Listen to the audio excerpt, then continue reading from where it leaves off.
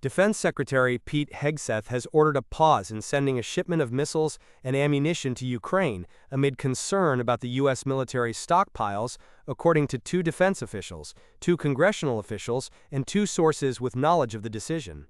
Hegseth ordered the delay weeks after he issued a memo ordering a review of the U.S. stockpile of munitions, which has been depleted after years of the United States sending weapons to Ukraine to defend against the Russia invasion, as well as nearly 2 years of military operations in the Middle East, as the United States fought Houthi rebels in Yemen and defended Israel and allies against Iran, 4 of the officials said.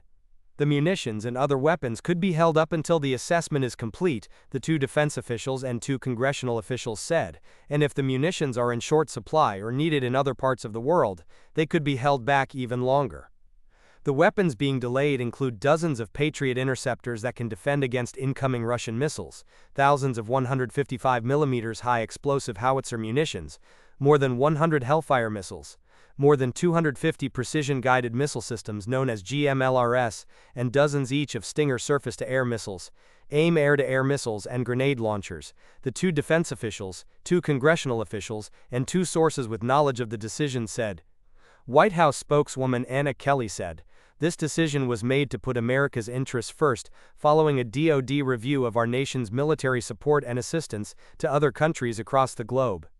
The strength of the United States Armed Forces remains unquestioned. Just ask Iran." The Defense Department did not respond to a request for comment.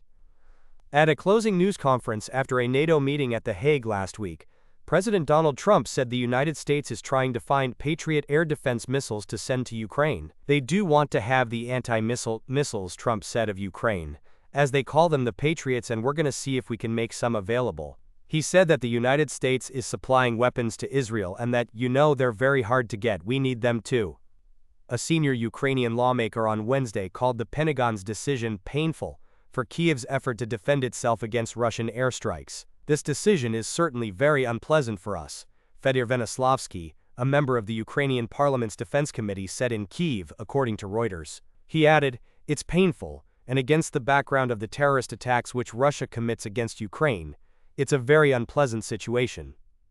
Ukraine's foreign ministry also met with John Ginkel, a U.S. diplomat based in Kyiv, to discuss military assistance and defense cooperation with 2 countries. It was stressed that any delays or hesitation in supporting Ukraine's defense capacities would only encourage the aggressor to continue the war and terror, rather than seek peace, the ministry said in a statement. Ukraine has repeatedly appealed for additional U.S. and European air defense weaponry, as Russia has stepped up its air raids in recent months. Over the weekend, Ukraine's defense ministry said Russia had launched the largest aerial attack on the country since Moscow's full-scale invasion in 2022, firing 60 missiles and 477 drones. Trump and his Republican allies in Congress are also working to secure a permanent ceasefire, though it's common for new administrations to pause weapons transfers to assess stockpiles. There are concerns about the moment in which this is happening, according to an official with knowledge of the situation. The official said Ukraine needs to appear strong to get Russia to the negotiating table.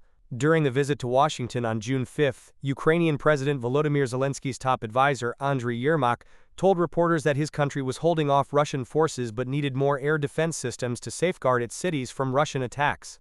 The munitions were approved as part of Presidential Drawdown Authority and Ukraine's Security Assistance Initiative packages during the Biden administration, the defense officials and 2 sources with knowledge of the decision said. Some of the shipments are already in the region but have been stopped before being turned over to Ukraine, according to a defense official and 2 sources with knowledge of the decision. Last month, the acting chief of naval operations, Admiral James Kilby, warned during testimony before Congress that while the Navy has enough Standard missiles, known as SM-3s, right now, the United States has been using some missiles and munitions at an alarming rate,